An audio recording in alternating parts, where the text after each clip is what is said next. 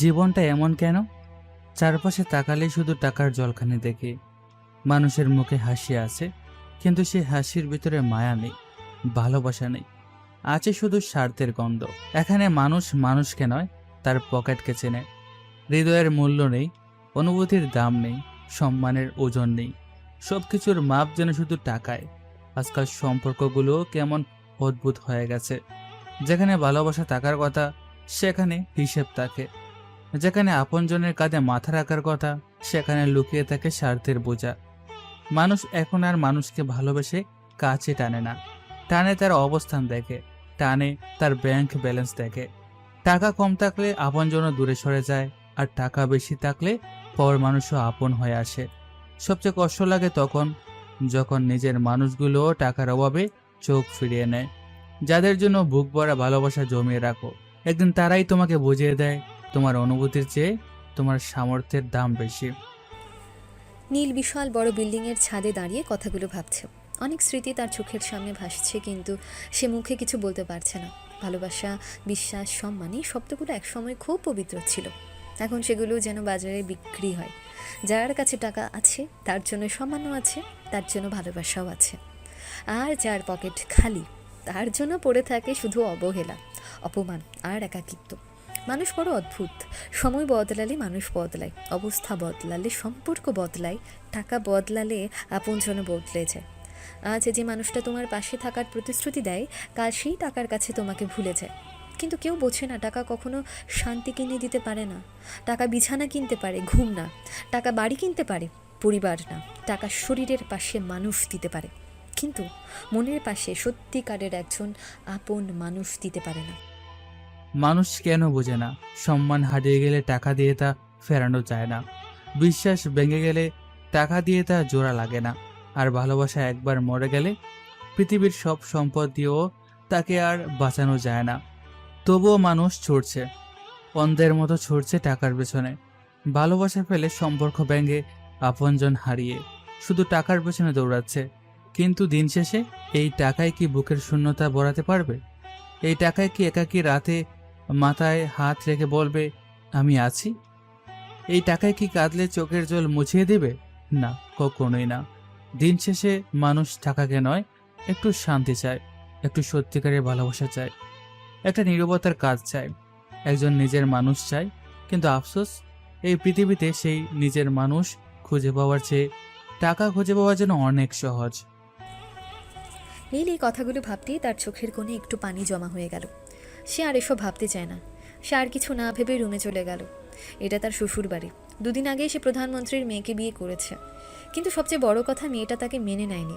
কারণ হিসেবে তেমন কিছু বলেনি, শুধু বলেছে সে বিয়েটা মানে না। এসব ভাবতেই সে রুমে ঢুকে দরজা আটকে দিল। আদিবা বসেছিল। সে চমকে উঠে বলল, আপনাকে তো বলেছি আমি মানি না এই বিয়ে, তাহলে কেন আবার এসেছেন? কেন এসেছি মানে? আর তুমি না মানলে এই বিয়েটা কি মিথ্যে হয়ে যাবে? আর আমার কিসে কম আছে যে তুমি আমাকে মানো না? কম বেশি দেখার দরকার নেই আমার, আমি মানি না এই বিয়ে। শোনো মে, আমি শহরের টপ বিলিয়নিয়ার। সবাই আমাকে পেতে পাগল, আর তুমি পেয়েও মানছো না? আপনার বড় লোকি ধুয়ে আপনি পানি খান, আমার এইসব চাই না। আমি কখনো মানবো না আপনাকে। কারণটা কি সেটা বলো।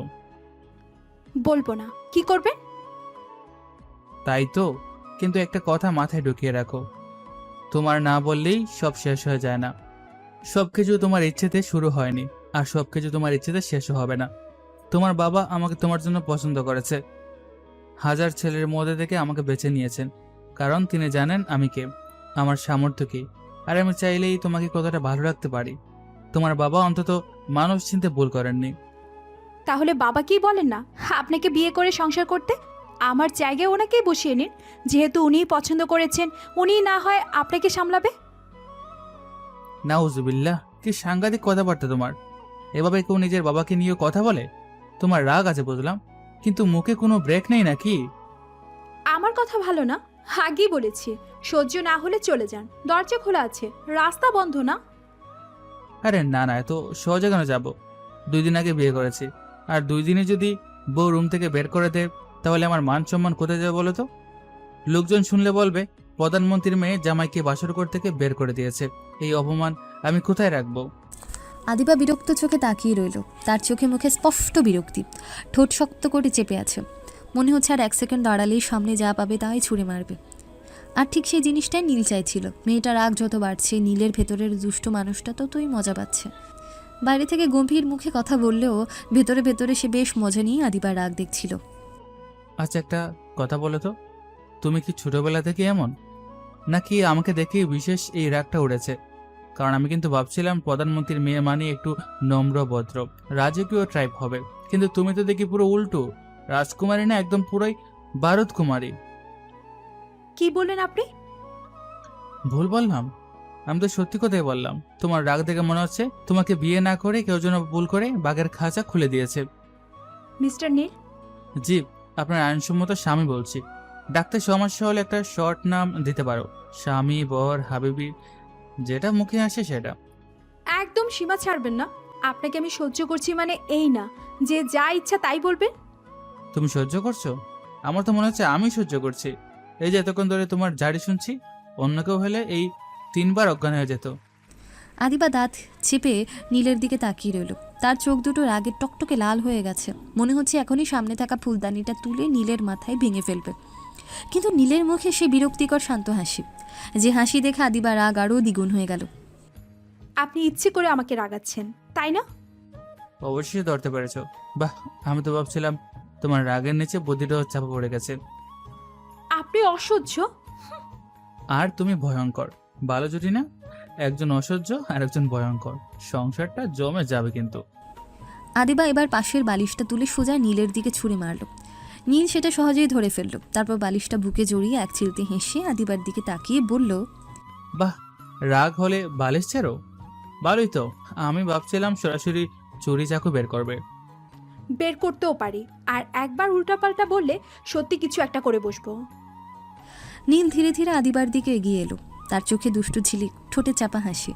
সে একটু ঝুঁকে নিচু স্বরে বলল, করে দেখি প্রধানমন্ত্রীর মেয়ে নিজের স্বামীকে কিভাবে খুন করে। আদিবা থমকে গেল। রাগে তার বুক উঠানামা করছে, কিন্তু নীলের চোখের দিকে তাকিয়ে কিছুক্ষণের জন্য যেন কোথায় হারিয়ে গেল। এই লোকটাকে সে বুঝতে পারছে না। লোকটা কি সত্যি পাগল, নাকি ইচ্ছে করে তাকে পাগল বানাচ্ছে? আর নীল, সে ভেতরে ভেতরে হেসে চলেছে। আদিবার রাগী মুখটা দেখে তার অদ্ভুত ভালো লাগছে। এই মেয়েটা আগুন, আর নীলের বরাবরই আগুন নিয়ে খেলতে ভালো লাগে। জানতো, আপনাকে আমার একদম সহ্য হচ্ছে না, 1 মিনিটও না।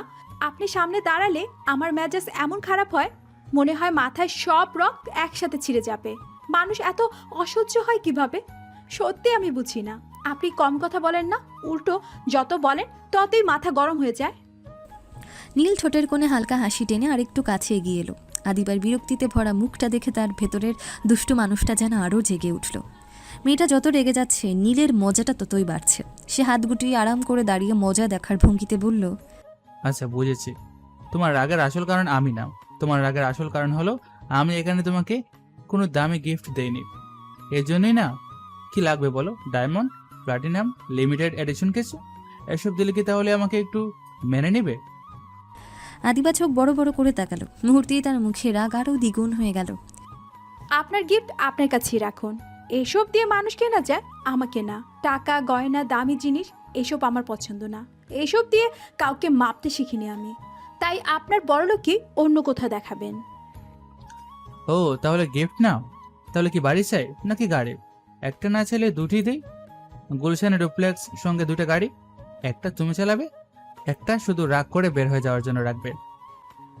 আপনার মাথা চাই, কেটে দিন। পারলে সেইটাই গিফট দেন। নীল 1 সেকেন্ড থেমে ভ্রু কুচকে ভীষণ ভাব নিয়ে দাঁড়িয়ে রইল। তারপর গভীর সিরিয়াস মুখে বলল, আমার তো একটাই মাথা, ওটা তোমাকে দিয়ে দিলে আমি বাঁচবো কিভাবে? স্বামীকে বাঁচিয়ে রাখার কোনো ইচ্ছে নেই নাকি তোমার? অসহ্য, একদম অসহ্য আপনি। সহ্য করে নাও বউ, এখন থেকে আমাকে সহ্য করতে হবে। চাইলেও এই ঝামেলা থেকে মুক্তি নেই তোমার। তোর বউয়ের গুষ্টি গিলায়। নীল একদম থামল না, বরং মুখে আরও নিরীহ ভাব এনে বুকের উপর হাত রেখে বলল, আরে, আমার বউ তো তুমি, তাহলে নিজের গোষ্ঠীকেই কিলাই দিলে নাকি? এভাবে নিজেকে গালি দেওয়া কিন্তু ঠিক না, জান। আদিবা কয়েক সেকেন্ড বোবা হয়ে তাকিয়ে রইল, যেন তার মাথায় কাজ করা বন্ধ করে দিয়েছে। এই লোকটার সাথে ঝগড়া করতে গেলেই সব কথা উল্টে নিজের দিকেই ফিরে আসে। সে রাগে ফুঁসতে ফুঁসতে সামনে থাকা কুশনটা তুলে আবার নীলের দিকে ছুঁড়ে মারল। নীল সহজেই সেটা ধরে ফেলল। তারপর কুশনটা বুকে জড়িয়ে এমন ভঙ্গিতে বলল যেন আদিবা তাকে প্রেমপত্র ছুঁড়ে মেরেছে। বাহ, প্রথমে বালিশ, এখন কুশন। এভাবে আর 2টা মিনিট চললে তুমি পুরো বিছানাটাই ছুঁড়ে মারবে মনে হচ্ছে। রাগ কমাতে চাইলে আমি সাহায্য করতে পারি, কিন্তু দরকার নেই, আপনি চুপ থাকলে আমার রাগ অর্ধেক কমে যাবে। অসম্ভব। আমি চুপ থাকলে তুমি আমাকে মিস করতে শুরু করবে, তখন আবার নিজেই বলবে নীল কথা বলো। আসলে আপনার আত্মবিশ্বাস দেখে আমি অবাক হই। আত্মবিশ্বাস না, অভিজ্ঞতা। রাগী মেয়েরা মুখে যতই আগুন জ্বালুক, শেষে সবচেয়ে বেশি তারাই অভ্যস্ত হয়ে যায়। আদিবা এবার টেবিলের উপর রাখা ফুলদানির দিকে হাত বাড়াতেই নীল সঙ্গে সঙ্গে 2 হাত তুলে আত্মসমর্পণের ভঙ্গি করল। এই শান্ত, ঝগড়া করো, গালি দাও, বালিশ মারো, সব ঠিক আছে, কিন্তু ফুলদানি চোরো না। দ্বিতীয় রাতেই খবরের শিরোনাম হতে চাই না প্রধানমন্ত্রীর মেয়ে রাগ করে স্বামীর মাথা ফাটালো। আল্লাহর ওয়াস্তে চুপ করবেন। আল্লাহর রাস্তে তো অনেক কিছু করা যায়, কিন্তু তোমাকে রাগানোটা আজ অদ্ভুত রকম ভালো লাগছে। কি করব বলো? বউ রেগে গেলে তাকে আরো একটু রাগাতে ইচ্ছা করি। আমি কিন্তু চিৎকার করে পুরো বাড়ি মাথায় তুলবো। এমন চিৎকার করব যে নিচে থাকা গার্ড থেকে শুরু করে উপরে স্টাফ পর্যন্ত সবাই দৌড়ে চলে আসবে। তখন কিন্তু আপনার এই বাড়াবাড়ি, এই অসহ্য কথা সব সবার সামনে খুলে বলবো। দেখি তখন আপনার এই বাড়তি আত্মবিশ্বাস কোথায় যায়। নীল একটু বিচলিত হলো না, বরং ভীষণ চিন্তিত হওয়ার ভান করে কপালে হাত ঠেকালো। তারপর এমন একটা দীর্ঘশ্বাস ফেললো যেন আদিবা সত্যিই তাকে জীবনের সবচেয়ে বড় বিপদ ফেলে দিয়েছে। ইস, এটা কিন্তু খুব খারাপ হবে। আমার তো ভীষণ লজ্জা করবে। সবাই দৌড়ে এসে যদি দেখে তুমি চিৎকার করছো, তাহলে তারা তো এটাই ভাববে আমি জোর করছি। আদিবার চোখ মুহূর্তে রসগোল্লার মতন গোল হয়ে গেল। সে এমনভাবে নীলের দিকে তাকালো যেন সামনে মানুষ না, একদম নির্লজ্জ কোনো দুর্যোগ দাঁড়িয়ে আছে। কয়েক সেকেন্ড সে শুধু তাকিয়েই রইল। মনে হলো রাগে তার ভাষায় বন্ধ হয়ে গেছে। তারপর পর মুহূর্তেই, কি কি বললেন আপনি? আপনি একদম নির্লজ্জ, অসভ্য। ছি, আপনার মাথায় শুধু এইসব কথাই আসে? নীল ঠোঁট চেপে হাসি আটকাল। আদিবার মুখের সে অবিশ্বাস, রাগ আর অপমান মেশানো অভিব্যক্তি দেখে তার ভেতরের দুষ্টু মানুষটা একেবারে গড়াগড়ি খাচ্ছে। তবু বাইরে থেকে সে নিরীহ মুখ করে দাঁড়িয়ে রইল। আরে আমি তো যা সবাই ভাববে সেটাই বললাম। এখন তুমি যদি হঠাৎ রাত দুপুরে চিৎকার করো, তাহলে মানুষ কি ভাববে বলো? এটা ভাববে নাকি যে স্বামী স্ত্রী বসে রাষ্ট্রনীতি নিয়ে তর্ক করছে? আপনি জঘন্য, একদম জঘন্য। আপনার সাথে 1 মিনিট কথা বলাটাও পাপ। মানুষের তো বাজে কিভাবে হতে পারে? ধন্যবাদ, এতক্ষণ অন্তত মানুষ বলেছ। আমি তো ভাবছিলাম তোমার চোখে আমি হয়তো জানুয়ারির লিস্টেও পড়ি না। আদিবা এবার পাশে থাকা আরেকটা কুশন তুলে সজোরে ছুঁড়ে মারল। নীল সেটা সামলে নিয়ে একপাশে ছুঁড়ে রাখল। তারপর আরও এক ধাপ এগিয়ে এলো। আচ্ছা সত্যি কথা বলো তো, তুমি রাগলে এত সুন্দর দেখাও কেন?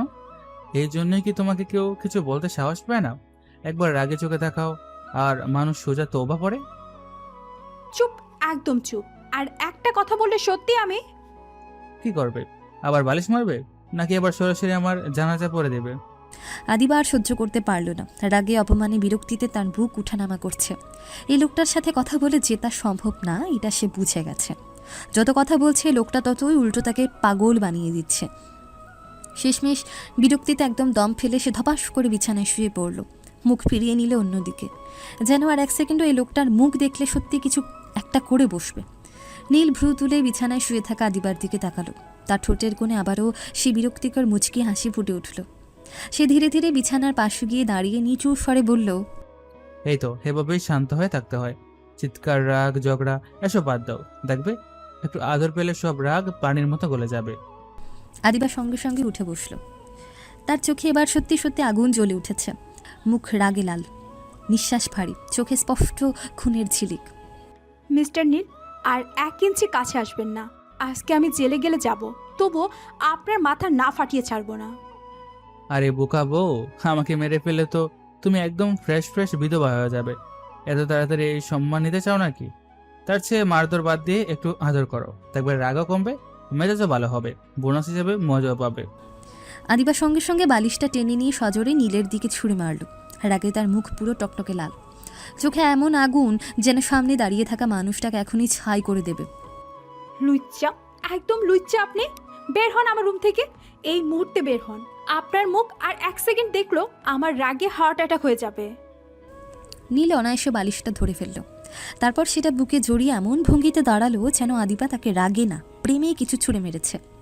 মুখে সে একই নির্লজ্জ শান্ত হাসি। আচ্ছা, আমাকে রুম থেকে বের হতে বলছো কেন?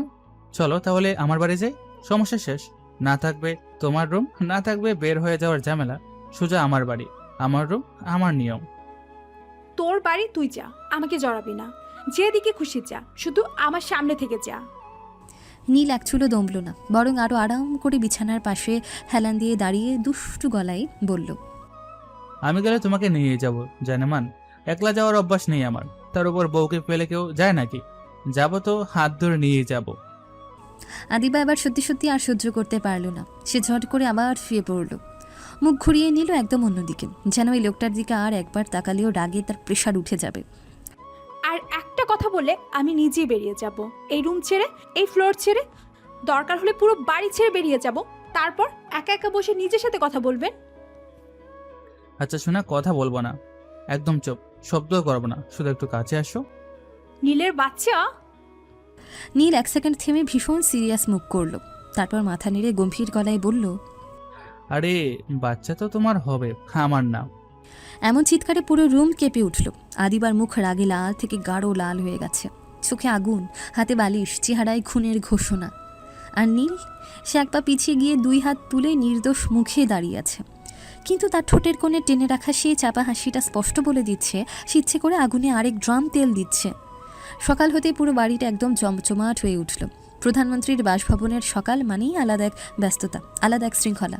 ডাইনিং হলের বড় কাঁচের জানলা দিয়ে নরম রোদ এসে পড়েছে। লম্বা ডাইনিং টেবিল জুড়ে সাজানো নাস্তার আয়োজন, নুডলস, স্যান্ডউইচ, ফল, জুস, কফি, সব কিছু একদম পরিপাটি রাজকীয়। এক এক করে সবাই এসে টেবিলে বসল। আদিবার বাবা আজ বেশ ফুরফুরে মেজাজে আছেন, মুখে চাপা গর্ব, চোখে মুখে স্পষ্ট তৃপ্তি। কারণ একটাই, এত বড় ঘরের, এত নাম করা, এত প্রভাবশালী এক ছেলের সঙ্গে মেয়ের বিয়ে দিয়েছেন।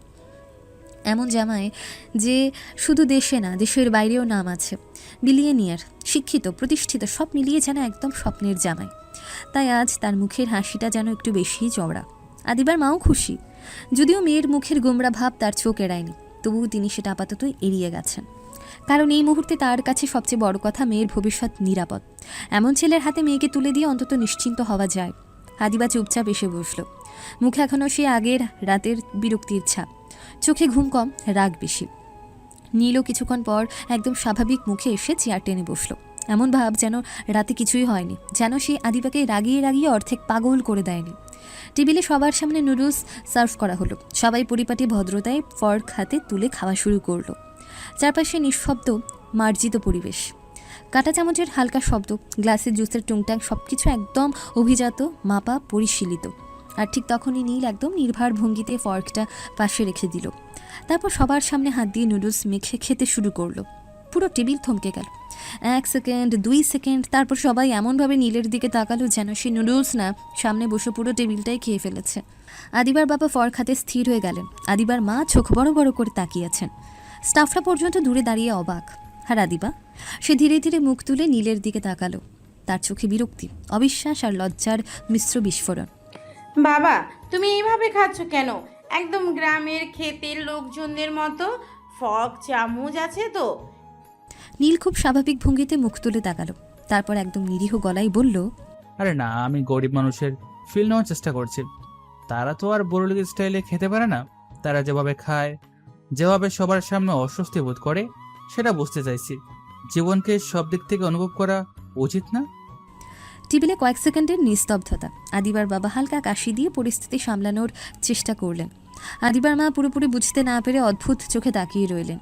আর আদিবা ঠোঁট চেপে ফুঁসতে ফুঁসতে বলল, ভাব দেখে তো মনে হচ্ছে জীবনে কখনো নুডলস খাননি, আজ প্রথম দেখলেন, তাই না? হুম হুম। নীল মাথা নেড়ে খুব গম্ভীর ভাব ধরল, যেন আদিবা একদম গম্ভীর কোনো দার্শনিক প্রশ্ন করেছে। এটাই তো বুঝতে চাইছি, গ্রামের মানুষ যখন প্রথম এসব দেখে তখন তাদের রিয়াকশন কেমন হয় জানো? তারা আগে দেখে, তারপর ভাবে, তারপর ধরবে কিভাবে, সেটাই বুঝে উঠতে পারে না। আমি সে বাস্তব অভিজ্ঞতায় নিচ্ছি। আদিবা ফর্ক নামিয়ে তাকালো, তার মুখের অভিব্যক্তি এমন যেন সে ঠিক বুঝতে পারছে না এই লোকটা সত্যি পাগল নাকি ইচ্ছে করে সবার সামনে নাটক করছে। নীল কিন্তু একদম নির্বিকার, মনে হচ্ছে সে সত্যিই কোনো আন্তর্জাতিক গবেষণা চালাচ্ছে। সে আবার নুডলস হাতে তুলে খুব মনোযোগ দিয়ে মুখে তুলে দিল। তারপর মাথা নেড়ে বলল, মন্দ না, হাতে গেলে আবেগটা বেশি আসে, ফরকেই আন্তরিকতা নেই।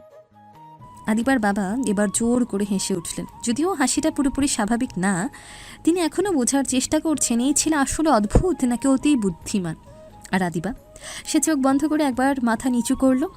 তার মুখে একটাই কথা, স্পষ্ট লেখা, ইয়া আল্লাহ! সকালে সকালে এই লোকটা শুরু করে দিল। খাওয়া শেষ হতেই টেবিলের পরিবেশটা একটু হালকা হলো। আদিবার বাবা তখনও নীলকে দেখে বেশ সন্তুষ্ট। মুখে সে গর্বিত হাসি এখনও লেগে আছে। মনে হচ্ছে জামাই যতই অদ্ভুত হোক, শেষ পর্যন্ত সে বড়লোক, প্রতিষ্ঠিত, আর সেটাই আসল। মানুষের অদ্ভুত স্বভাবগুলো ক্ষমা করা যায়, কিন্তু টাকার অঙ্ক বড় হলে সে অদ্ভুত স্বভাবও ব্যক্তিত্ব হয়ে যায়। নীল ধীরে ধীরে ন্যাপকিনটা টেবিলে রেখে গ্লাসের পানি শেষ করলো। তারপর একদম ভদ্র গুছানো ভঙ্গিতে উঠে দাঁড়ালো। মুখে হালকা হাসি, গলায় পরিমিত ভদ্রতা। বাবা, আমার একটা জরুরি মিটিং আছে, আমাকে এখনই বের হতে হবে, একটু দেরি হলে ঝামেলা হয়ে যাবে। আদিবার বাবা যেন এই কথাটার অপেক্ষাতেই ছিলেন। তিনি সঙ্গে সঙ্গে চেয়ার ছেড়ে একটু সোজা হয়ে বসলেন। চোখে মুখে গর্ব আরও বেড়ে গেল। অবশ্যই বাবা, কাজ আগে। এত বড় বড় ব্যবসা, এত টাকার হিসেব, এসব ফেলে তো আর বাসায় বসে থাকলে হবে না। যাও, তাড়াতাড়ি যাও, কাজটাই আগে সামলাও। এই বয়সে যে জায়গায় পৌঁছেছ সেটা এমনি এমনি না, দায়িত্ব বুঝতে হয়। নীল ভদ্র ছেলের মতো মাথা নেড়ে সম্মতি দিল। ঠোঁটে সেই মার্জিত হাসি টেনে বলল, জি বাবা, আপনার দোয়া থাকলে সব সামলে নিতে পারবো। আদিবার বাবা খুশিতে প্রায় গলে গেলেন। এমন ভদ্র, এমন বিনয়ী, এমন বড় লোক জামাই তার চোখে এই মুহূর্তে নীল একদম সোনার টুকরো। আদিবা চুপচাপ বসে সব দেখছিল। তার চোখে সে একই সন্দেহ। লোকটার কথায়, আচরণে, ভাবনায় সব কিছুতেই যেন কোথাও একটা গোলমাল আছে। কিন্তু সমস্যাটা হলো সে ছাড়া আর কেউ সেই গোলমালটা ধরতে পারছে না। নীল সবার দিকে ভদ্রভাবে তাকিয়ে হালকা মাথা ঝুঁকিয়ে বেরিয়ে গেল। ডাইনিং হলের ভদ্র মার্জিত পরিপাটি জামাইটা দরজা পেরোতেই যেন একটু একটু করে বদলে যেতে লাগলো। বাইরে বেরিয়ে এসে একদম লম্বা করে শ্বাস ছাড়লো। তারপর আশেপাশে কেউ নেই দেখে টাইটা আলগা করলো, কোটের বোতাম খুললো, আর মুখ কুচকে বিড়বিড় করে বলল, বাবারে বাবা, বড়লোক সাজার চেয়ে কষ্টের কাজ দুনিয়ায় আর নেই। এই যে সোজা হয়ে বসো, মেপে কথা বলো, হাসো কম, কাটা চামচ ধরো, পানি খাও ভদ্রভাবে। উফ, এর চেয়ে ফুচকার বেচা অনেক সোজা। ওখানে অন্তত মানুষ হয়ে থাকা যায়, এখানে তো নিঃশ্বাস নিতেও অভিনয় করতে হয়। সে হাঁটতে হাঁটতে গাড়ির কাছে এসে দাঁড়ালো। চকচকে কালো দামি গাড়িটা দরজার সামনে দাঁড়িয়ে আছে। ড্রাইভার সম্মান নিয়ে দরজা খুলে ধরতে নীল হাত তুলে থামালো। ভাই, আপনি চলে যান, আজকে আমাকে নামাতে হবে না, সন্ধ্যায় আবার এখন চলে আসবেন, আপনার ভাড়া আমি দিয়ে দেবো। ড্রাইভার কিছুক্ষণ চুপ করে নীলের দিকে তাকিয়ে রইল। তারপর মুখ চেপে হাসি আটকাতে আটকাতে বলল, ভাই, একটা কথা বলি, আপনি মানুষ না, পুরো সিনেমা। এভাবে নাটক করে করে প্রধানমন্ত্রীর মেয়েকে বিয়ে করে ফেললেন। সত্যি বলেন, আপনারে দেখে আমি এখনো বুঝি না আপনি পাগল না জিনিয়াস। নীল গাড়ির দরজায় হেলান দিয়ে দাঁড়িয়ে হেসে ফেলল। সে হাসিতে ক্লান্তি আছে, ব্যঙ্গ আছে, আর অদ্ভুত এক গোপন কষ্টও আছে। বুঝবেন না ভাই, জীবনটাই মস্ত বড় নাটকের মঞ্চ। এখানে যে যত ভালো অভিনয় করতে পারে সে তত সহজে বেঁচে থাকে। কেউ টাকার অভিনয় করে, কেউ ভদ্রতার, কেউ ভালোবাসার, আর আমি শুধু মানুষ চিনার অভিনয় করি। ড্রাইভার এবার একটু চুপ হয়ে গেল। নীলের মুখের হাসিটা হালকা, কিন্তু কথাগুলো ভারী। এই ছেলেটা যতটা হালকা দেখায় ভেতরে ততটাই গভীর, এটা সে বহু আগেই বুঝেছে। নীল কোটটা খুলে হাতে নিল, তারপর গলাটায় আলগা করতে করতে হালকা হেসে বলল, আচ্ছা ভাই, আমি যাই, এখন ফুচকা বেচতে হবে, বিলিয়নিয়ার জামাই পরে হব, আগে ফুচকাওয়ালা হয়ে একটু জীবনটা দেখে আসি। গাড়ি ছেড়ে দিয়ে নীল সোজা হেঁটে ঢুকে গেল শহরের এক পুরনো গলির ভেতর। যে মানুষটা কিছুক্ষণ আগেও প্রধানমন্ত্রীর বাড়ির রাজকীয় ডাইনিং টেবিলে বসে বিলিয়নিয়ারের মতো নাস্তা করছিল, সে মানুষটা এখন ধুলো ভরা সরু রাস্তা পেরিয়ে হাঁটছে একদম সাধারণ মানুষের ভিড়ে। চারপাশে ছোট ছোট দোকান, রাস্তার পাশে চায়ের স্টল, ভাঙা ফুটপাত, দুই পাশে পুরনো বিল্ডিং, আর সে চেনা গলির শেষ মাথায় একদম সাধারণ একটা ভাড়া বাসা। না কোনো বিশাল গেট, না কোনো পাহারাদার, না কোনো চাকচিক্য। একটা ছোট্ট বাসা, দেয়ালের রং উঠে গেছে, বারান্দায় টাঙানো কাপড় বাতাসে উঠছে, দরজার পাশে টবে লাগানো তুলসী গাছটা শুকিয়ে আধমরা। দেখলে কেউ বিশ্বাসই করবে না এই ছোট্ট ভাড়া বাসাতেই থাকে নীল। নীল দরজার সামনে এসে একবার নিঃশ্বাস নিল, তারপর খুব স্বাভাবিক ভঙ্গিতে দরজা ঠেলে ভেতরে ঢুকলো। ভেতরে ঢুকতে রান্নাঘর থেকে তার মায়ের কণ্ঠ ভেসে এলো, কে রে? নীল, তুই নাকি?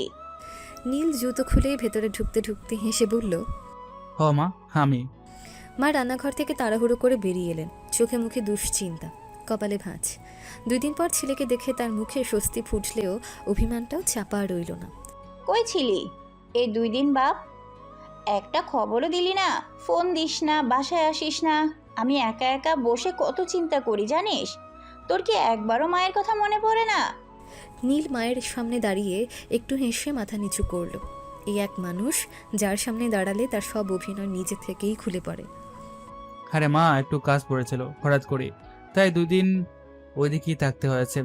আরও কিছুদিন থাকতে হবে হয়তো, একটু জামালের কাজ, তাই ব্যস্ত ছিলাম।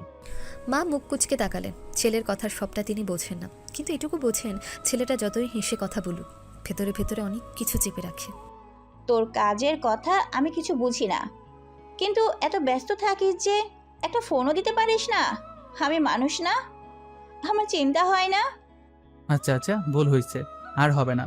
এবার থেকে খবর দিয়ে যাব, ঠিক আছে? এখন রাগ কমাও তো। মা মুখ ঘুরিয়ে অভিমান দেখালেও ঠোঁটের কোণে মায়া লুকিয়ে রইল। যা আগে হাত মুখ ধুয়ে আয়, খাবার দিচ্ছি, সকাল থেকে না জানি কি খেয়েছিস। নীল মুচকে হেসে মাথা নেড়ে ভেতরে চলে গেল। দামি পারফিউমের গন্ধ, ইস্ত্রি করা শার্ট, অভিজাত ভঙ্গি সব খুলে ফেলে সে যেন আবার নিজের জায়গায় ফিরে এলো। ওয়াশরুমে গিয়ে মুখে পানি দিল, চুল এলোমেলো করলো, শার্ট বদলে একদম সাধারণ টি শার্ট পরে বেরিয়ে এলো। মুহূর্তে বিলিয়নিয়ার জামাইটা উধাও। সামনে এখন শুধু নীল একজন সাধারণ ছেলে মানুষ। মা টেবিলে গরম ভাত, ডাল আর আলু ভর্তা সাজিয়ে বসে আছেন। খুব সাধারণ খাবার, কিন্তু এই খাবারের গন্ধে যে শান্তি সেটা কোনো 5 স্টার হোটেলে নেই। নীল চুপচাপ বসে খেতে শুরু করলো। মা সামনে বসে ছেলের খাওয়া দেখছেন, এই দৃশ্যটাই তার শান্তি। এখন কি আবার কাজে যাবি, নাকি আছে এখানেই থাকবি, না আবার ওখানেই চলে যাবি? না মা, এখনই না, সারাদিন ফুচকা বেচবো, সন্ধ্যার দিকে আবার যাব। সারাদিন ফুচকা বেচবি, তারপর সন্ধ্যায় আবার ওই কাজ? তুই মানুষ না মেশিন রে? মানুষ বলেই তো করছি মা, পেটের জন্য কাজ লাগে, আর মনের জন্য কিছু কাজ লাগে। ফুচকা বেশি পেট চালাতে, আর বাকিটা করে মানুষ চিনতে। মা কিছু বুঝলেন, কিছু বুঝলেন না, কিন্তু একটা জিনিস ঠিকই বুঝলেন, তার ছেলে ক্লান্ত, ভীষণ ক্লান্ত। তবু মুখে হাসি রেখে বেঁচে আছে। তিনি আর কিছু বললেন না, শুধু চুপচাপ ছেলের প্লেটে আরেক চামচ ভাত তুলে দিলেন। নীলের মা অনেকক্ষণ ধরেই ছেলেকে চুপচাপ দেখছিলেন। ছেলে খাচ্ছে ঠিকই, মুখেও হাসি আছে, কিন্তু মায়ের চোখ ফাঁকি দেওয়া এত সহজ না। সকালবেলার সেই ইস্ত্রি করা শার্ট, দামি ঘড়ি, পালিশ করা জুতো সব কিছুই তার চোখে লেগে আছে। নীল যতই সাধারণ হওয়ার ভান করুক, একজন মায়ের চোখ ছেলের গায়ের অচেনা ছাপ খুব সহজেই ধরে ফেলে। ভাতের প্লেটে ডাল দিতে দিতেই মা একটু থেমে নরম গলায় বললেন, একটা কথা জিজ্ঞেস করি বাপ, আজ সকালে তোর পরনে এত দামি পোশাক ছিল কেন? ওই শার্ট, ওই ঘড়ি, ওই জুতো দেখে তো মনে হচ্ছিল বড়লোকের ছেলে। আমার ছেলেকে আমিই চিনি, ওর গায়ে এমন জিনিস আমি কোনোদিন দেখি নাই। কোথা থেকে আনলি এগুলো? নীল এক মুহূর্ত থেমে গেল, হাতের ভাঁজটা আঙুলে চেপে ধরে কিছুক্ষণ চুপ করে রইল। তারপর খুব স্বাভাবিক গলায় একদম সহজ করে বলল, আরে মা, এটাও কাজের অংশ। যে জায়গায় কাজ করছি ওই জায়গায় একটু দামি পোশাক পরে যেতে হয়। ওখানে সবাই মানুষকে আগে পোশাক দেখে মাপে, তারপর কথা শোনে, তাই আমিও একটু তাদের মতো সাজি। মা চুপ করে শুনলেন, চোখে এখনো সন্দেহ, কিন্তু ছেলের কথার ভেতরের ক্লান্তিটাও তিনি টের পাচ্ছেন। নীল একটু হেসে আবার বলল, নিজের না মা, ভাড়া নিয়েছি, কিছু পোশাক ভাড়া করছি কাজের দরকারে। দেখাতে হয়তো সবাই যেমন তেমন না দেখালে ওইসব জায়গায় দাম দেয় না। মা দীর্ঘশ্বাস ফেললেন। তার বুকের ভেতর কেমন যেন মোচড় দিয়ে উঠল। গরিবের ঘরের ছেলেকে শুধু কাজ না, মানুষের চোখেও টিকে থাকতে অভিনয় শিখতে হয়, এই কথাটা তিনি খুব ভালো করেই বোঝেন। দুনিয়া বড় কঠিন রে বাপ। এখানে মানুষ পেটের ক্ষুধার চেয়ে বেশিরভাগ সময় চোখের ক্ষুধা মেটায়। ভালো মানুষ দেখলে দেখে না, ভালো কাপড় দেখলে দেখে, মানুষের কষ্ট দেখে না, জুতোর দাম দেখে। এই দুনিয়ায় গরিব হওয়াটা যতটা কষ্টের, তার চেয়ে বেশি কষ্টের হলো গরিব হয়েও মানুষের সামনে দাঁড়ানো। নীল চুপ করে মায়ের মুখের দিকে তাকিয়ে রইল। এই নারী খুব বেশি পড়াশোনা জানেন না, কিন্তু জীবন তাকে যতটা শিখিয়েছে ততটা অনেক শিক্ষিত মানুষও শেখে না। মা আবার নরম গলায় বললেন, তুই শুধু একটা কথা মনে রাখিস, কাপড় ভাড়া নেওয়া লজ্জার না, মিথ্যে মানুষ হওয়াটাও লজ্জার।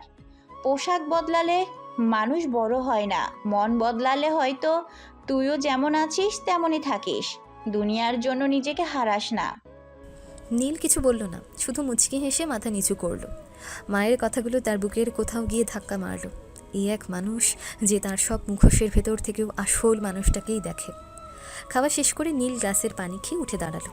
হাত মুছতে মুছতে হালকা গলায় বলল, এখন যাই মা, আবার বিকালে আসবো, তখন জামা কাপড় পাল্টে আবার বের হব। আবার যাবি? একটু বিশ্রাম নিবি না?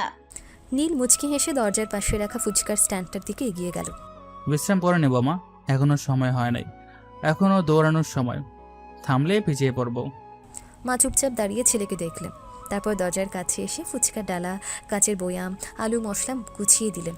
এ যেন শুধু ফুচকার জিনিস না, একজন মায়ের হাতে গুছিয়ে দেওয়া তার ছেলের যুদ্ধের অস্ত্র। সাবধানে যাস, রোদ বেশি, পানি খাস, আর সময় পেলে একটু বসে নিস। আচ্ছা মা, চিন্তা করো না, তোমার ছেলে পরে যাবে না এত সহজে।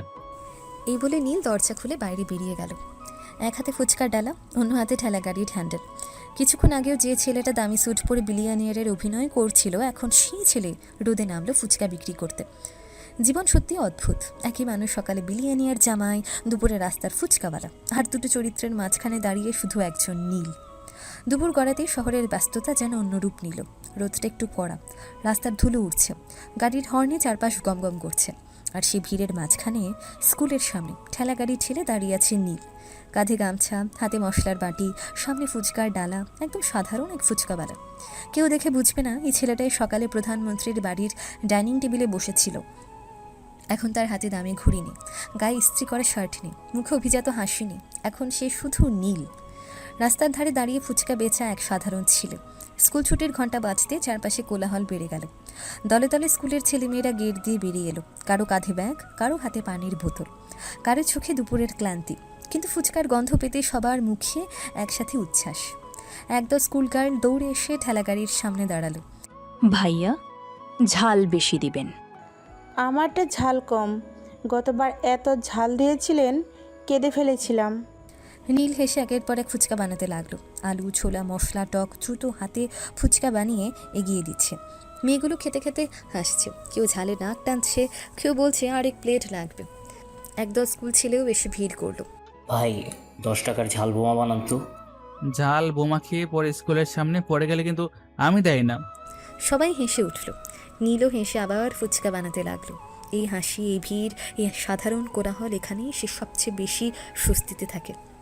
এখানে কেউ তার টাকার হিসেব জিজ্ঞেস করে না, এখানে কেউ তার পোশাক দেখে মানুষ মাপে না। এখানে মানুষ শুধু স্বাদ দেখে, ব্যবহার দেখে, মন দেখে। আর ঠিক এই সময় অন্যদিকে আদিবারদের বাড়ির পরিবেশ একদম উল্টো। আদিবা সকাল থেকে রাগ চেপে রেখেছিল। নীলের প্রতিটা কথা, প্রতিটা আচরণ, প্রতিটা অদ্ভুত কাজ তার মাথার ভেতর ঘুরছে। সকালে নুডলস কাণ্ড থেকে শুরু করে তার উদ্ভট কথা সব মিলিয়ে তার মাথা গরম হয়ে আছে। শেষমেশ আর চুপ থাকতে না পেরে সে সোজা নিজের বাবার রুমে ঢুকে পড়ল। বাবা, তুমি এই ছেলেকে কোথা থেকে এনেছো? সিরিয়াসলি, কোথা থেকে? ওর হাব ভাব, কথাবার্তা, চাল চলন সব কিছু দেখে আমার তো উল্টো সন্দেহ হচ্ছে। ও কি সত্যি বড় লোক, নাকি আমাদের সামনে নাটক করছে? আদিবার বাবা খবরের কাগজ নামিয়ে মেয়ের দিকে তাকালেন। তার মুখে বিরক্তির ছাপ ফুটে উঠল। মেয়ের এই প্রশ্নটা তিনি একদমই পছন্দ করলেন না। কিসব বাজে বাজে কথা বলছো? ওর মতো ছেলে লাখে একটা পাওয়া যায়। টাকা আছে, শিক্ষা আছে, ভদ্রতা আছে, আর সবচেয়ে বড় কথা মানুষের জন্য অনুভূতি আছে। মানুষের জন্য অনুভূতি? বাবা, সকালের নাস্তায় টেবিলে হাত দিয়ে নুডলস খাওয়া মানুষকে তুমি অনুভূতিশীল বলছো? হ্যাঁ বলছি, কারণ সবাই বড়লোক হয়ে বড়লোকই দেখায়, কিন্তু সবাই গরিবের কষ্ট বুঝতে চায় না। ছেলেটা অন্তত সেটা বোঝে, ও গরিবের কষ্ট অনুভব করতে চায়, মানুষকে বুঝতে চায়। এটা ছোট ব্যাপার না। আর কোনো ছেলে পাওনি দেশে? কি আর ছেলে ছিল না? এই এক আজব মানুষকে আমার ঘাড়ে চাপাতে হলো? আদিবার বাবা এবার পুরোপুরি রেগে গেলেন, কণ্ঠ শক্ত হয়ে উঠল। দেখে শুনেই ওকে বেছে নিয়েছি। এমন কাউকে আমি এমনি এমনি ঘরে তুলি না। ছেলেটার ব্যাকগ্রাউন্ড, শিক্ষা, পরিবার, ব্যবসা সব জেনে তবেই এই বিয়ে। তোমার আবেগ দিয়ে আমি সিদ্ধান্ত নিইনি, মাথা দিয়ে নিয়েছি। আদিবা ঠোঁট কামড়ে চুপ করে রইল। তার রাগ কমলো না, বরং আরও বাড়ল। বেশি কথা বলো না, বিয়েটা হয়ে গেছে। এখন স্বামীকে মেনে নিতে শিখো। সব কিছুতে সমস্যা খুঁজলে সংসার হয় না। আদিবা কিছু বলল না, শুধু দাঁত চেপে বাবার দিকে তাকিয়ে রইল। তার ভেতরের অস্থিরতা আরও বেড়ে গেল, কারণ যতই সবাই নীলকে ভালো বলুক, তার মন বলছে এই লোকটার ভেতরে এমন কিছু আছে যেটা এখনও কেউ দেখেনি। বিকেলের শেষ আলোটা শহরের গায়ে নরম কমলা রং মেখে দিচ্ছিল। সারাদিন রোদে দাঁড়িয়ে হাসি মুখে ফুচকা বেচে মানুষের ভিড় সামলে নীল যখন বাড়ি ফিরল, তার শরীরটায় ক্লান্তি জমেছে, কিন্তু মুখে সেই চেনা হালকা হাসি এখনও রয়ে আছে। দরজা খুলতেই তার মা রান্নাঘর থেকে উকি দিলেন। আইসস, এই তো ভাবতেছিলাম এখনো এলি না কেন? নীল ফুচকা ডালা নামিয়ে দীর্ঘশ্বাস ফেলল। গায়ের ঘাম, মুখে ধুলোর আস্তরণ, চোখে সারাদিনের ক্লান্তি স্পষ্ট। আইসি মা, একটু ফ্রেশ হয়ে আবার বের হতে হবে। আবার? এই শরীর নিয়ে আবার কোথায় যাবি? নাটকের দ্বিতীয় শো আছে মা। মা ছেলের মুখের দিকে তাকিয়ে মাথা নাড়লেন। ছেলেটা হাসে, মজা করে, কিন্তু তারই কথার ভেতরের ক্লান্তি তিনি খুব ভালো করে বোঝেন। নীল দ্রুত ফ্রেশ হয়ে নিল, মুখ ধুয়ে চুল সেট করে আলমারি থেকে আবার সেই ইস্ত্রি করা দামি শার্ট বের করলো, দামি ঘড়ি, পালিশ করা জুতো, সঙ্গে পরিপাটি কোট। মুহূর্তের মধ্যে ফুচকাওয়ালা নীল উধাও। আবার ফিরে এলো সেই পরিপাটি, মার্জিত, ভদ্র বিলিয়নিয়ার জামায়। বের হওয়ার আগে মা একবার তাকিয়ে দীর্ঘশ্বাস ফেললেন। আল্লাহ তোকে ভালো রাখুক। এত কাজ একসাথে করা সহজ না রে বাপ। সহজ হলে তো মনে থাকতো না মা। তারপর আবার বেরিয়ে গেল। সন্ধ্যার নরম আলোয় গাড়ি এসে থামলো আদিবাদের বাড়ির সামনে। নীল একদম পরিপাটি ভঙ্গিতে নেমে ভেতরে ঢুকলো। মুখে ক্লান্তির ছাপ আছে, কিন্তু ভদ্রতা এক চুলো কমেনি। ড্রয়িং রুমে ঢুকতেই আদিবার বাবা তাকে দেখে খুশি মুখে উঠে বসলেন। আরে বাবা, এসে গেছো? মিটিং কেমন হলো? নীল কোটের বোতাম খুলতে খুলতে ভদ্র গলায় বলল, আলহামদুলিল্লাহ ভালো। 20 কোটি টাকার ডিল ফাইনাল করলাম। কিছু শর্ত নিয়ে একটু টানাটানি ছিল, শেষমেশ ক্লোজ করে ফেললাম। ভীষণ টায়ার্ড লাগছে এখন। আদিবার বাবার চোখ মুহূর্তে চকচক করে উঠল। 20 কোটি টাকার ডিল, মুখের হাসি আরও চওড়া হয়ে গেল। বাহ, মাশাআল্লাহ। এই বসে এই জায়গা সত্যি প্রশংসার যোগ্য। তুমি একদম সময় নষ্ট করো না বাবা। খুব ভালো, খুব ভালো। তাড়াতাড়ি রুমে গিয়ে রেস্ট নাও, আমি তোমার জন্য কফি পাঠাচ্ছি। জি বাবা, ধন্যবাদ। সে সিঁড়ি বেয়ে উপরে উঠে গেল। নীল চোখের আড়াল হতেই আদিবার বাবা সোফায় হেলান দিয়ে তৃপ্তির হাসি দিলেন। তার চোখে এখন স্বপ্ন, গর্ব, হিসেব সব একসাথে। মনে মনে বললেন, খুঁজে খুঁজে একটা হীরা পেয়েছি, একদম হীরা। টাকার খনি, বুদ্ধির খনি, সম্মানের খনি। এমন জামাই ভাগ্য করে পাওয়া যায়। এদিকে নীল রুমের দরজা খুলে ভেতরে ঢুকলো। রুমে নরম আলো জ্বলছে, চারপাশ নিঃশব্দ। ভেতরে ঢুকেই তার চোখ গেল বেলকানির দিকে। আদিবা সেখানে দাঁড়িয়ে আছে, চুল খোলা, হালকা বাতাসে চুল উঠছে, এক হাত রেলিংয়ে রাখা, মুখটা গম্ভীর। দেখে বোঝা যায় আবার কিছু একটা ভেবে মাথা গরম করে দাঁড়িয়ে আছে। নীলের ঠোঁটের কোণে দুষ্টু হাসি ফুটে উঠল। সারাদিনের ক্লান্তির মাঝেও ওই মেয়েটাকে দেখলে তার ভেতরের দুষ্টু মানুষটা কেমন যেন আবার জেগে ওঠে। সে একদম নিঃশব্দে পা টিপে টিপে পেছন থেকে এগিয়ে এলো। আদিবা টেরও পেল না। তারপর এক ছটকায় পেছন থেকে আদিবাকে জড়িয়ে ধরলো। কি ভাবছেন আমার রাগিব? আদিবা যেন বিদ্যুৎ খেয়ে লাফিয়ে উঠল। সাথে সাথে তার পুরো শরীর শক্ত হয়ে গেল, চোখ বিস্ফোরিত, মুখে আগুন। নীল, সে ঝটকা মেরে নীলের হাত সরানোর চেষ্টা করলো। রাগে তার মুখ লাল হয়ে উঠেছে।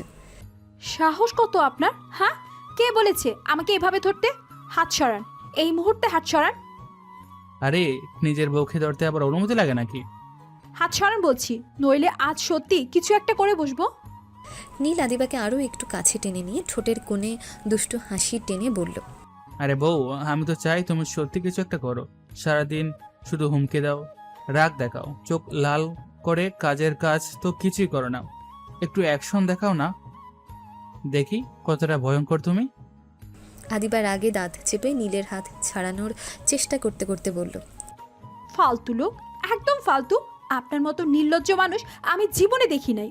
সকাল থেকে রাত একই বেহায়াপনা। নীল হালকা হেসে মাথা নিচু করে আদিবার কাঁধে থুতনি ঠেকালো। সারাদিনের ক্লান্তি যেন সত্যি এবার তার শরীরে ভর করেছে। কণ্ঠটা একটু নরম হয়ে এলো। আরে বউ, খুব ক্লান্ত আমি, একটু শান্তি দাও। সারাদিন মিটিং, মাথার চাপ, মানুষের কথা, এখন এসে একটু শান্তি চাইছি। এসব আমার কাছে নাই, ভাগেন। শান্তি লাগলে বাহিরে খুঁজেন। আমার কাছে রাগ আছে, ঝাড়ি আছে, ধাক্কা আছে, শান্তি নাই। নীল এবার আদিবাকে একটু শক্ত করে জড়িয়ে ধরল। তার কণ্ঠ নিচু, ধীর, অদ্ভুত নরম। আমার শান্তি তো এখানেই। আদিবা থমকে গেল। মুহূর্তের জন্য তার পুরো শরীরটা হালকা কেঁপে উঠল। এতক্ষণকার বিরক্তি, রাগ, ঝগড়ার মাঝেও একটুকু নরম স্বর যেন তাকে এক সেকেন্ডের জন্য অপ্রস্তুত করে দিল। বুকের ভেতরটা কেমন অদ্ভুত কেঁপে উঠল, কিন্তু পর মুহূর্তেই সে নিজেকে সামলে নিল। সে ভ্রু কুচকে নাক টেনে হঠাৎ সন্দেহ ভরা চোখে বলল, এক মিনিট, আপনার গা থেকে ফুসকার গন্ধ আসছে কেন? নীল এক সেকেন্ড থামল, তারপর একদম বিন্দুমাত্র না ঘাবড়ে স্বাভাবিক গলায় বলল, আরে বউ, আসার পথে রাস্তায় ফুচকা খেয়েছি, তাইও তো গন্ধটা লেগে আছে। আপনি না এত বড় বিলিনিয়ার, তাহলে রাস্তায় দাঁড়িয়ে ফুসকা খান কেন? নীল একটু না থেমে উত্তর দিল, মুখে হালকা হাসি, গলায় সেই চিরচেনা নিশ্চিন্ত ভঙ্গি। আমরা না খেলে গরিব বেচবে কাকে? সবাই যদি শুধু 5 স্টারে খাবার খায় তাহলে রাস্তার মানুষ বাঁচবে কি দিয়ে? সবাই বড়লোক হতে চায়, কিন্তু বড়লোক হয়ে গরিবের কাছ থেকে কেনা শেখে না। আদিবা কিছুক্ষণ চুপ করে তাকিয়ে রইল। লোকটার কথা শুনলে মনে হয় সে অদ্ভুত, আবার সে অদ্ভুত কথার ভেতরেই কেমন যেন যুক্তি লুকিয়ে থাকে। এটাই সবচেয়ে বিরক্তিকর, লোকটাকে পুরোপুরি পাগলও বলা যায় না, আবার পুরোপুরি স্বাভাবিকও না।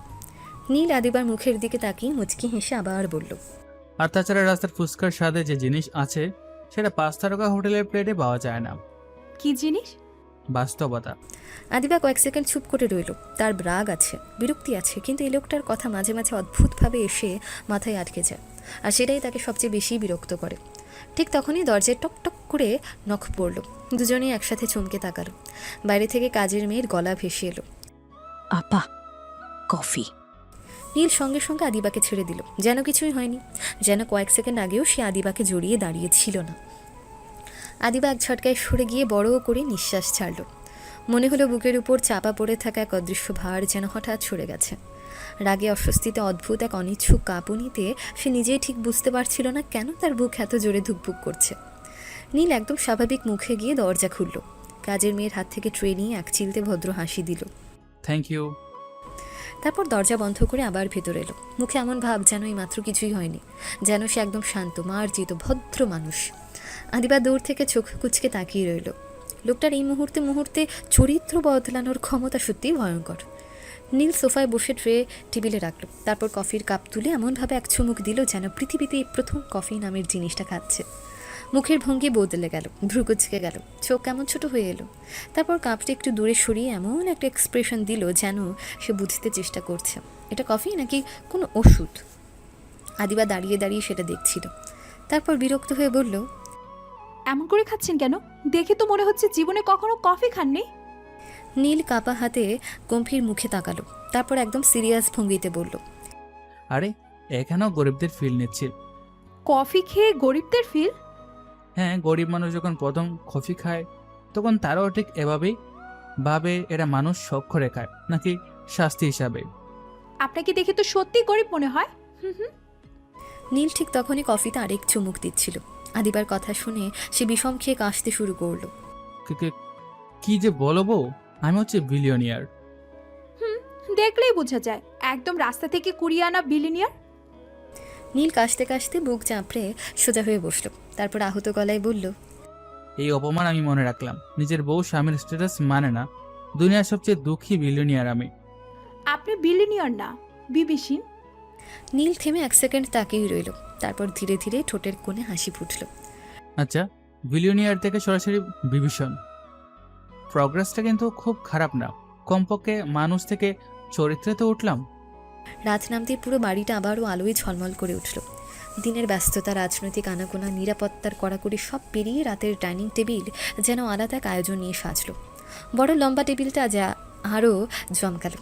সাদা ঝকঝকে প্লেট, রূপোর কাটলারি, কাঁচের গ্লাস, সব কিছু এত নিখুঁত যেন খাবার না প্রদর্শনী সাজানো হয়েছে। টেবিলে উঠল খাবার, গরম পোলাও, রোস্ট, রেজালা, কাবাব, চিংড়ি, মাটন, নান, সালাদ, ডেজার্ট, যত রকম ভালো খাবার হয় সব যেন একসাথে টেবিলে এনে সাজিয়ে রাখা হয়েছে। আদিবার মা নিজে দাঁড়িয়ে থেকে সব দেখছিলেন, জামাই যেন কোনো কিছুর কমতি না পায় সেদিকে তার বিশেষ খেয়াল। মাঝে মাঝে কাজের মেয়েদের বলে দিচ্ছেন, এটা দাও, ওটা বাড়াও, প্লেটটা বদলাও। সবাই বসতেই খাওয়া শুরু হলো।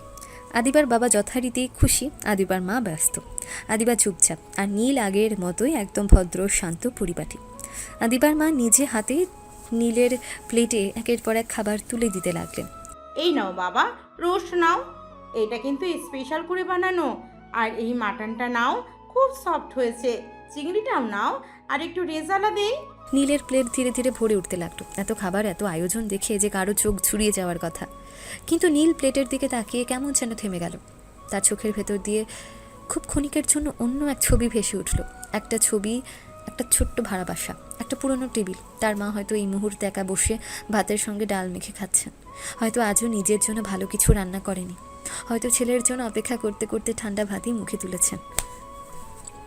এই টেবিলের আলো ঝলমলে আভিজাত্যের মাঝেও সেই ছবিটাই এসে বুকের ভেতর কেমন ভার করে বসল। আদিবার মা আবার বললেন, কি হলো বাবা, খাচ্ছ না কেন? এই নাও, আর একটু মাংস দিই। আরে না না, এসব না, শুধু মাছ দেন। কেন বাবা, মাংস খাও, এত কষ্ট করে রান্না হয়েছে। না, এত ভালো ভালো খাবার খেতে ভালো লাগে না, মানে খেতে খেতে একটু অরুচি হয়ে গেছে। আদিবার বাবা শুনে মুগ্ধ চোখে তাকালেন। তার কাছে এই কথাটাও বড় লোকে অভ্যেস মনে হলো। যে মানুষ এত ভালো খেতে খেতে ক্লান্ত, সে যে কত উঁচু জীবনের মানুষ, এমনটাই ভাবলেন তিনি। আদিবার বাবা হেসে বললেন, আহা, এও এক সমস্যা, অভ্যাস বড় জিনিস। নীলু হালকা হেসে মাথা নাড়ল, কিন্তু তার সেই হাসির আড়ালে বুকের ভেতরটা কেমন যেন মোচড় দিয়ে উঠল। সে প্লেটের মাছের দিকে তাকিয়ে চুপচাপ ভাত মাখতে লাগলো। মুখে কিছু নেই, কিন্তু মনে মনে খুব আস্তে বলল, আমার মা এখন কি কাছে কে জানে, আমি এখানে এত ভালো খাবার কিভাবে খাই। তার আঙুল থেমে গেল এক মুহূর্ত। বুকের ভেতর অপরাধ বোধটা কেমন নিঃশব্দে জমে উঠল। এই টেবিলে বসে সবার চোখে সে বড়লোক জামাই, কিন্তু নিজের ভেতরে সে এখনও সেই ছেলেটাই যে নিজের প্লেটের খাবার দেখার আগে ভাবে তার মা খেয়েছে তো। রাত অনেক গভীর হয়ে গেছে, একে করে পুরো বাড়ির আলো নিভে গেছে।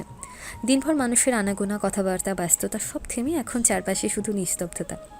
দূরে কোথাও ঘড়ির টিকটিক শব্দ, বাইরে রাতের বাতাসে পাতার হালকা নড়াছড়া। আর এই বিশাল বাড়ির এক কোণে একই ঘরে একই বিছানায় দুজন সম্পূর্ণ অচেনা মানুষ। আদিবা অনেক আগে শুয়ে পড়েছে, মুখ ফিরিয়ে একদম বিছানার কিনারায়, যেন মাঝখানে অদৃশ্য একটা দেয়াল তুলে রেখেছে। স্পষ্ট জানিয়ে দিচ্ছে একই ছাদের নিচে থাকা যায়, একই বিছানায় না। নীল কিছুক্ষণ চুপচাপ বসে তাকে দেখল। সারাদিনের সে দুষ্টু হালকা মজার মানুষটা এখন অনেকটাই শান্ত। তার চোখে ক্লান্তি আছে, কিন্তু তার চেয়েও বেশি আছে এক ধরনের ধৈর্য। সে ধীরে ধীরে এসে বিছানায় শুলো, আদিবার থেকে কিছুটা দূরে, কিন্তু কয়েক সেকেন্ড পরেই একটু একটু করে কাছে সরল। আদিবার সঙ্গে সঙ্গে শক্ত হয়ে গেল। দূরেই থাকুন, এই দূরত্বই ঠিক আছে, এর বেশি কাছে আসার দরকার নেই। আমি তোমার স্বামী, সবসময় এসব মেনে নিব না। আমি না বলছি, জোর করবেন না। আর যদি জোর করি, আটকাতে পারবে? কথাটা বলেই সে চুপ হয়ে গেল। ঘরটা কয়েক সেকেন্ডের জন্য ভারী হয়ে উঠল। আদিবার গলা এবার আরও ঠান্ডা, আরও কঠিন। পারবো না, হয়তো শারীরিকভাবে আটকাতে পারবো না, কিন্তু তারপরে আপনার জন্য যে ঘৃণা তৈরি হবে সেটা আপনি কোনো দিন আটকাতে পারবেন না। আজ যেটুকু সম্মান আছে সেটুকু থাকবে না। আমি আপনাকে শুধু অপছন্দ করি, জোর করে ঘৃণা করতে শিখবো? নীল থেমে গেল। অন্ধকারে তার চোখ স্থির হয়ে রইল সিলিংয়ের দিকে। মুহূর্তের জন্য ঘরের বাতাসও যেন থেমে গেল। তারপর অনেকটাই নরম গলায় সে বলল, আমাকে না মানার কারণটা বলো। আদিবা কিছুক্ষণ চুপ রইল, মনে হলো বলবে না, হয়তো এই কথাটাও বেরিয়ে যাবে। কিন্তু অনেকক্ষণ পর খুব ধীরে, খুব ঠান্ডা স্বরে বলল, আমি একজনকে ভালোবাসি। কাকে? এত কিছু বলতে পারবো না। আচ্ছা, এখন তো বিয়ে হয়ে গেছে, তাকে বলে যাও।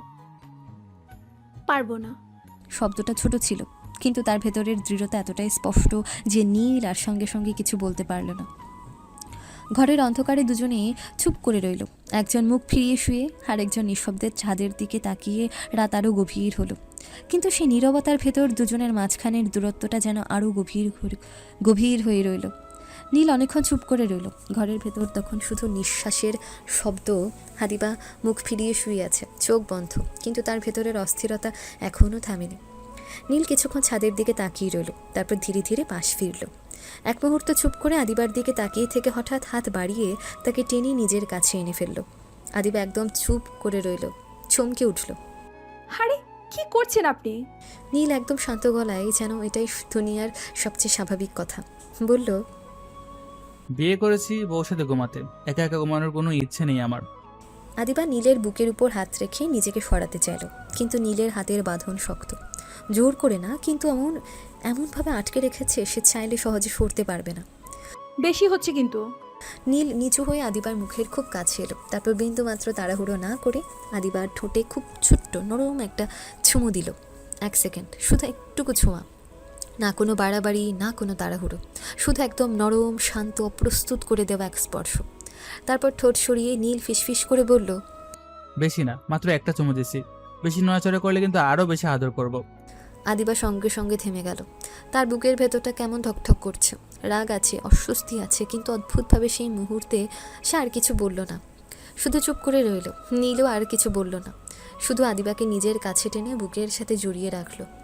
তারপর কয়েক মিনিটের মধ্যে তার নিঃশ্বাস ধীরে ধীরে ভারী হয়ে এলো। সারাদিনের ক্লান্তি, অভিনয়, দৌড়ঝাঁপ সব মিলিয়ে সে সত্যিই ঘুমিয়ে পড়ল। আদিবা প্রথমে শক্ত হয়েছিল, নীলের হাতের ভেতর আটকে চোখ খোলা রেখে অন্ধকারের দিকে তাকিয়েছিল।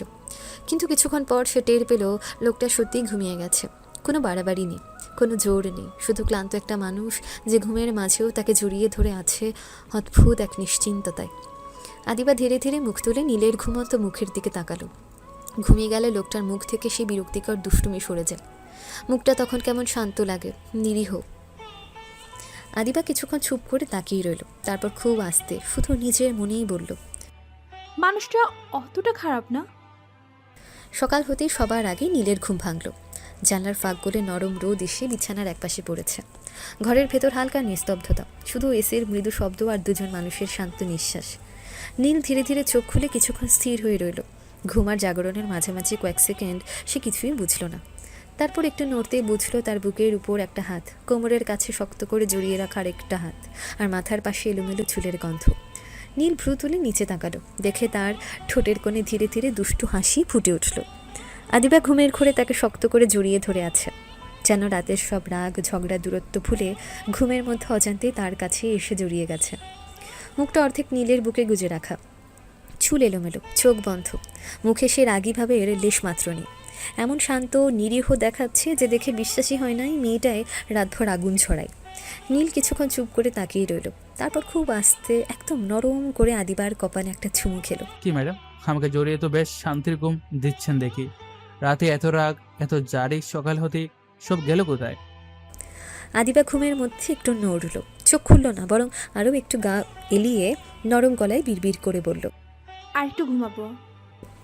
নীল ঠোঁট চেপে হাসি আটকাতে পারল না। তারপর আরেকটু ঝুঁকে নিচু স্বরে বলল, তাই নাকি? তাহলে একটু আদর করি। কথাটা শেষ হতে আদিবা যেন বিদ্যুৎ খেয়ে লাফ দিয়ে উঠে বসলো। রাগী কণ্ঠে বলল, অসভ্য লোক, একদম অসভ্য, শান্তিতে ঘুমাতেও দেয় না। দূর। ঘুম ভাঙা মুখ, এলোমেলো চুল, চোখে রাগ সব মিলিয়ে তাকে দেখে নীলের হাসি আরও বেড়ে গেল। নীল দুই হাত মাথার পেছনে দিয়ে আরাম করে শুয়ে বলল, আরে জান, খালি ঘুমালে হবে? স্বামীকেও একটু দেখতে হয়। তোমার আদর না পেয়ে আমি কেমন শুকিয়ে যাচ্ছি, সেটা চোখে পড়ে না? শুকিয়ে গেলে আরো ভালো, কমপক্ষে একটু চুপ থাকবেন। আহা, সকালে সকালে এমন নিষ্ঠুর কথা! স্বামী মানুষের প্রতি এক ফুটও মায়া নেই?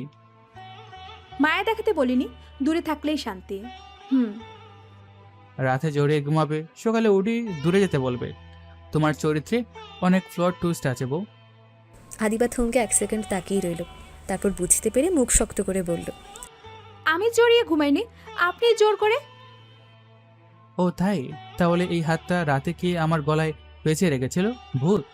আদিবা এক সেকেন্ড থেমে গেল। মুখে রাগী ভাবের ফাঁকে হালকা অপ্রস্তুত ছাপ ফুটে উঠল, কিন্তু পর মুহূর্তেই নিজেকে সামলে নিল। ভুলে গেছি, ঘুমের মধ্যে মানুষ ভুল করে। ঘুমের মধ্যে মানুষ সত্যি করে, ভুল না। সকালের ঝগড়া, খুনসুটি, বালিশ যুদ্ধ সব শেষ করে নীল একদম ফ্রেশ হয়ে তৈরি হয়ে নিল। অল্প সময়ের মধ্যে সে আগের মানুষ। চুল সুন্দর করে সেট করা, গায়ে ইস্ত্রি করা শার্ট, হাতে দামি ঘড়ি, মুখে পরিপাটি গাম্ভীর্য। কয়েক মিনিট আগেও যে লোকটা বিছানায় বসে আদিবাকে জ্বালিয়ে পাগল করছিল, এখন তাকেই দেখে মনে হচ্ছে বড় কোনো কর্পোরেট মিটিংয়ে যাওয়ার জন্য প্রস্তুত, দেশের সবচেয়ে ব্যস্ত মানুষ। আদিবা দরজার পাশে দাঁড়িয়ে চুপচাপ দেখছিল। লোকটার এই মুহূর্তে মুহূর্তে চরিত্র বদলানোর ক্ষমতা এখনও তার মাথায় ঢোকে না। এক সেকেন্ডে বিলিয়ে নেওয়ার আর তারপর সেকেন্ডে নির্লজ্জ স্বামী, এই লোকটা আসলে কোনটা, এটাই বুঝে উঠতে না পেরে তার রাগ আরও বাড়ে। নীল আয়নার সামনে শেষবার নিজের কাফলিঙ্ক ঠিক করে নিচে নেমে গেল। আদিবাও কিছুটা দূরত্ব রেখে তার পেছনে পেছনে নামলো। নিচে নামতে ড্রয়িং রুমে আদিবার বাবা বসে খবরের কাগজ দেখছিলেন। নীলকে একদম তৈরি হয়ে নামতে দেখে তিনি কাগজ নামিয়ে তাকালেন। আরে বাবা, এত সকালে রেডি, কই যাও? বাবা, অফিসে একটু জরুরি কাজ আছে, আজকে বেশ চাপ যাবে, সকালে একটু আগে বের হতে হবে। আদিবার বাবা সঙ্গে সঙ্গে মাথা নেড়ে বুঝতার ভঙ্গি করলেন। তার চোখে নীল মানেই ব্যস্ততা, দায়িত্ব, টাকা আর সফলতা। আচ্ছা আচ্ছা, বুঝেছি। তবে খেয়ে যাও আগে, নাস্তা করে যাও। খালি পেটে কাজ করা ঠিক না। নীল হাতঘড়ির দিকে তাকিয়ে এমন ভঙ্গি করলো যেন সত্যিই প্রতিটা সেকেন্ডের দাম লাখ টাকায় মাপা হচ্ছে।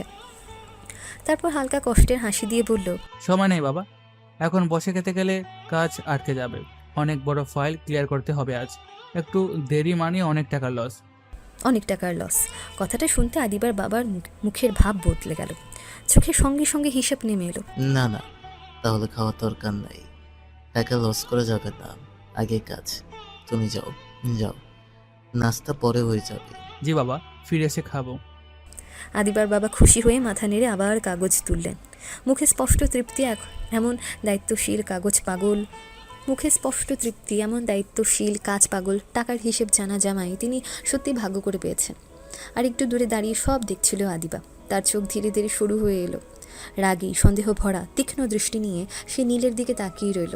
লোকটা মোটেও সুবিধার না, প্রতিটা কথাই হিসেব, প্রতিটা আচরণে অভিনয়। যাকে সামনে পাই তার মতো করে কথা বলে। বাবার সামনে দায়িত্বশীল বড় লোক, তার সামনে নির্লজ্জ অসভ্য, আর মাঝে মাঝে এমন কথা বলে যেন পৃথিবীর সবচেয়ে গভীর মানুষ। আদিবার বুকের ভেতর অস্বস্তিটা আবার মাথা তুলে দাঁড়ালো। লোকটা হাসে খুব সহজে, কথা বলে আরও সহজে, কিন্তু সেই সহজ মুখের আড়ালে কিছু একটা আছে, আর সেটাই আদিবার মোটেও ভালো লাগে না। আদিবাদের বাড়ি থেকে বের হয়েই নীল একবার গভীর শ্বাস নিল। গেট পেরোনোর সঙ্গে সঙ্গে যেন বুকের উপর চাপা পড়ে থাকা অদৃশ্য একটা ভার একটু হালকা হলো।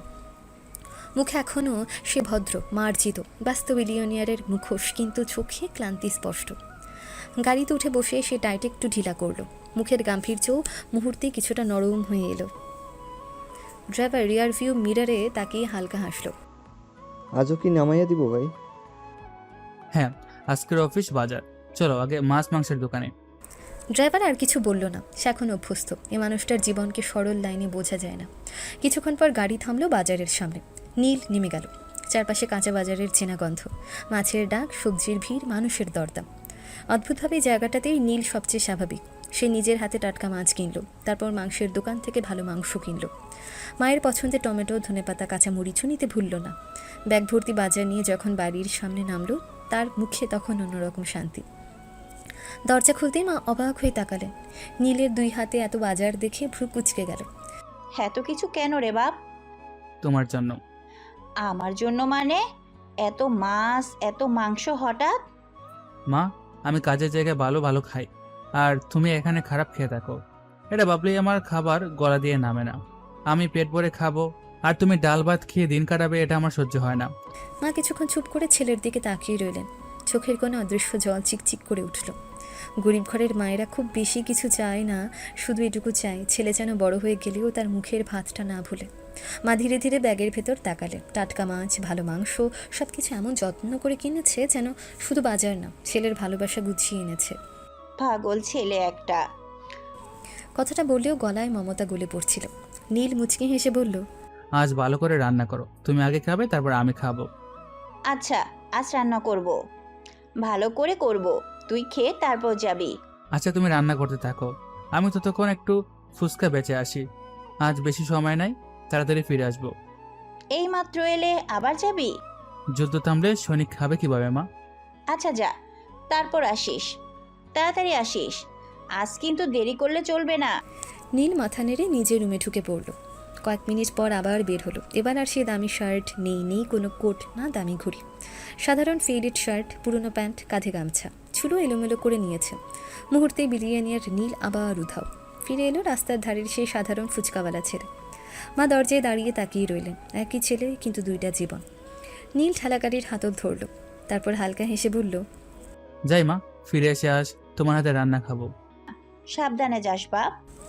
নীল মাথা নেড়ে বেরিয়ে গেল। আবার রাস্তায়, আবার ভিড়ে, আবার সেই সাধারণ জীবনে। দুপুরের পর থেকে আদিবার মাথা কেমন যেন গরম হয়েছিল। সকালের পর থেকে নীলের কথাগুলো বারবার মাথার ভেতর ঘুরছে।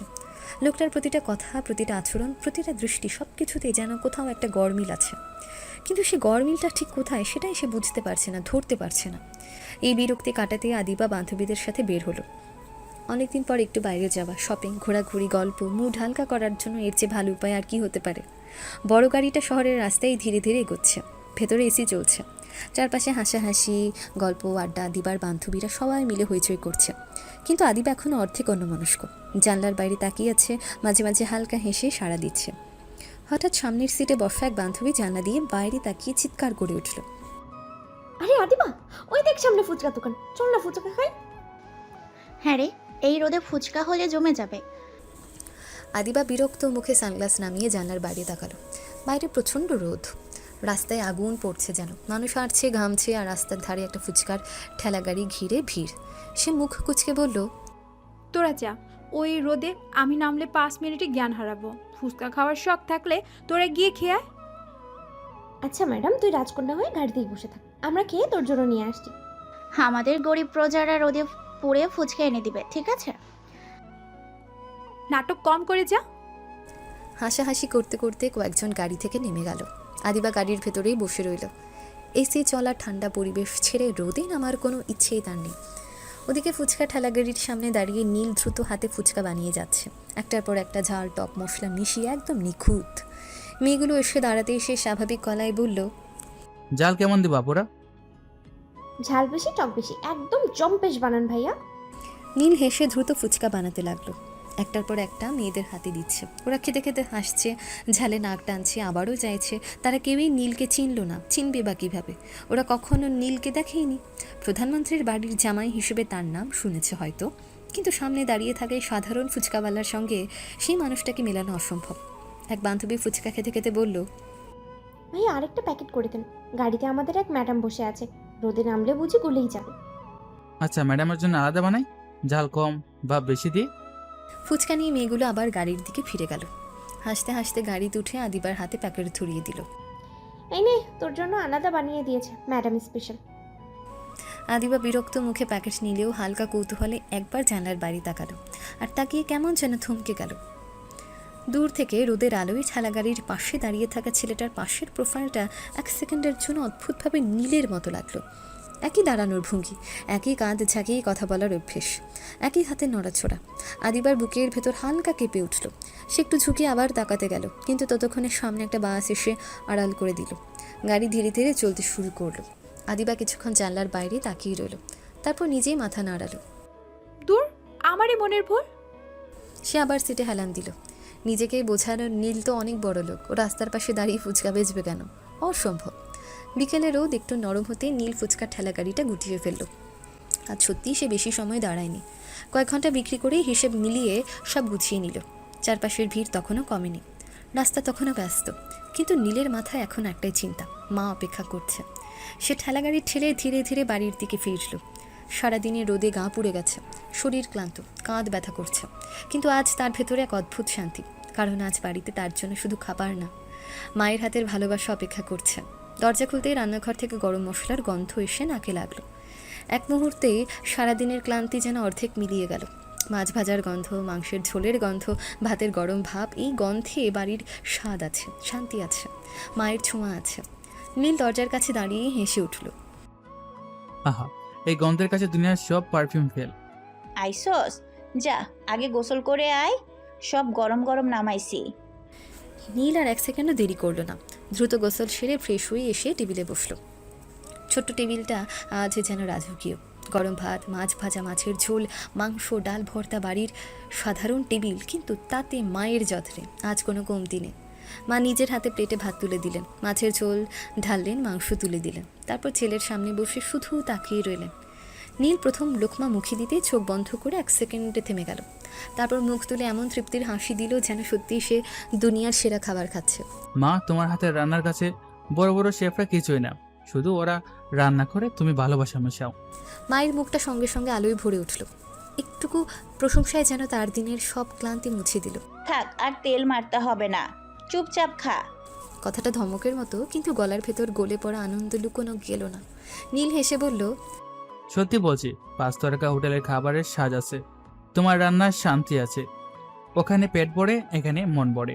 মা চুপ করে ছেলের প্লেটে আরেক টুকরো মাছ তুলে দিলেন।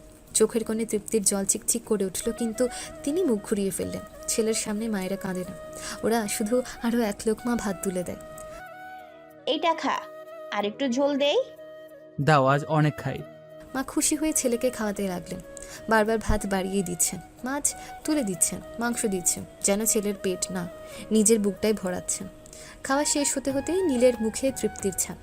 সারাদিনের ক্লান্তি, রোদের জ্বালা, মনের চাপ সব যেন কিছুক্ষণের জন্য মিলিয়ে গেছে। কিন্তু সেই শান্তিটা বেশিক্ষণ থাকার নয়। নীল হাত ধুয়ে উঠে দাঁড়ালো, তারপর ঘড়ির দিকে তাকিয়ে একবার দীর্ঘশ্বাস ফেলল। আবার যাবি? কাজের রাতের শো বাকি আছে। মা কিছু বললেন না, শুধু তাকিয়ে রইলেন। নীল নিজের রুমে ঢুকে দরজা বন্ধ করলো। কয়েক মিনিট পর আবার বের হলো। এবার আর সেই সাধারণ ছেলেটা নেই। গায়ে দামি শার্ট, পরিপাটি কোট, হাতে ঘড়ি, চুল সুন্দর করে সেট করা। এক মুহূর্তে ফুচকাওয়ালা নীল আবার হারিয়ে গেল। ফিরে এলো পরিপাটি মার্জিত ভদ্র বিলিয়নিয়ার জামায়। মা দরজার পাশে দাঁড়িয়ে শুধু তাকিয়ে রইলেন। নীল জুতো পরে দরজার দিকে এগোতে এগোতে বলল, যাই মা, আজ রাত ফিরবো না। সাবধানে যাস বাপ, আর নিজেকেও একটু সামলে রাখিস। নীল একবার মায়ের দিকে তাকিয়ে হালকা হাসল, তারপর দরজা খুলে আবার বেরিয়ে গেল। আবার সে আলো ঝলমলে অভিনয়ের পৃথিবীতে। রাতের আলোয় ভেসে আছে পুরো বাড়িটা। নিচে গার্ডদের আনাগোনা, ড্রয়িং রুমে হালকা আলো, দূরে কোথাও কাজের মানুষের শব্দ, কিন্তু উপরের এই রুমটাই এক অদ্ভুত শান্ত নীরবতা। নীল দরজা খুলে ভেতরে ঢুকতে প্রথমেই তার চোখ গেল বেলকনির দিকে। আদিবা সেখানে দাঁড়িয়ে, চুল খোলা, হালকা বাতাসে উড়ছে, রাতের আলো এসে মুখের একপাশে পড়ছে। দূর থেকে তাকালে মনে হয় এই মেয়েটা রাগী, কঠিন, অহংকারী। কিন্তু আজ তাকে দেখে নীলের প্রথম মনে হলো অদ্ভুত সুন্দর। তার ঠোঁটের কোণে ধীরে ধীরে দুষ্টু হাসি ফুটল। ক্লান্তি যেন মুহূর্তে অর্ধেক উধাও হয়ে গেল। সে একদম শব্দ না করে ধীরে ধীরে পা টিপে পেছন দিকে গিয়ে দাঁড়ালো। আদিবা টের পাওয়ার আগেই নীল 2 হাত বাড়িয়ে তাকে পেছন থেকে জড়িয়ে ধরল। আদিবা পুরো শরীর নিয়ে কেঁপে উঠল। নীল? নীল কোনো উত্তর দিল না, শুধু আদিবার খোলা চুলের ভেতর মুখ ডুবিয়ে গভীর শ্বাস নিল। তারপর খুব আস্তে চুলের ভেতরে একটা নরম চুমু খেল। আদিবার শরীর আবার কেঁপে উঠল। রাগ, অস্বস্তি, অচেনা শিরশিরে অনুভূতি সব একসাথে যেন বুকের ভেতর গুলিয়ে উঠল। নীল, ছাড়ুন। নীল আরও একটু কাছে টেনে নিল। তার ঠোঁট এবার ধীরে ধীরে নেমে এলো আদিবার ঘাড়ের কাছে। একটা নরম চুমু, তারপর আরেকটা। ছাড়বো না সোনা, তোমার জন্য গিফট আছে। আগে ছাড়ুন, তারপর দিন। নীল ঠোঁটের কোণে হাসি টেনে আবার ঘাড়ে মুখ ছুঁয়ে বলল, না, এভাবে দেব। আদিবা চোখ বন্ধ করে বিরক্তিতে দাঁত চেপে রইল। লোকটার এই নির্লজ্জ স্বভাবটা অসহ্য, তবু সে জানে এখন ধাক্কা দিলে লোকটা আরও বাড়বে। নীল ধীরে ধীরে এক হাত সরিয়ে পকেটে ঢুকালো, তারপর খুব যত্ন করে কিছু একটা বের করলো। ফুলের গাছরা, একদম সাদা, ছোট ছোট ফুলের নরম সুগন্ধি, সাধারণ কিন্তু অদ্ভুত সুন্দর। আদিবা 1 সেকেন্ডের জন্য থেমে গেল। নীল খুব আস্তে তার খোলা চুল একপাশে সরিয়ে গাছরাটা চুলে পরিয়ে দিল। তারপর কানের কাছে মুখ এনে নিচু স্বরে বলল, কেমন হলো?